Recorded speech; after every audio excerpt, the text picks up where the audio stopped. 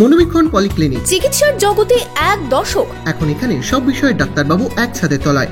Phone করুন 7477799515 এই নম্বরে। জঙ্গিপুর লোকসভা তৃণমূল কংগ্রেসের প্রার্থী খলিলুর রহমানের হয়ে রোড শো করলেন বহরমপুর লোকসভার তারকা প্রার্থী ইউসুফ পাঠান। শুক্রবার বিকেলবেলায় লালগোলার বিভিন্ন ব্লকে হুডখোলা জিপে করে জঙ্গিপুরে প্রার্থীকে নিয়ে জনসংযোগের মধ্য দিয়ে প্রচার সারলেন। সঙ্গে ছিলেন লালগোলার বিধায়ক মোহাম্মদ আলী, রাজ্যের বিদ্যুৎ প্রতিমন্ত্রী আখরুজ্জামান সহ অন্যান্য দলীয় কর্মীরা।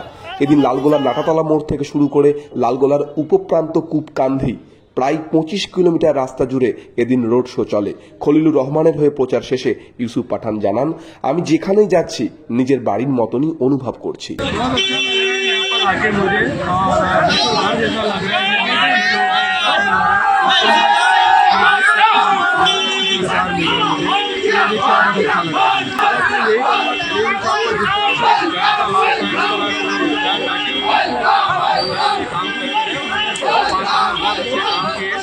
जो काम करने के लिए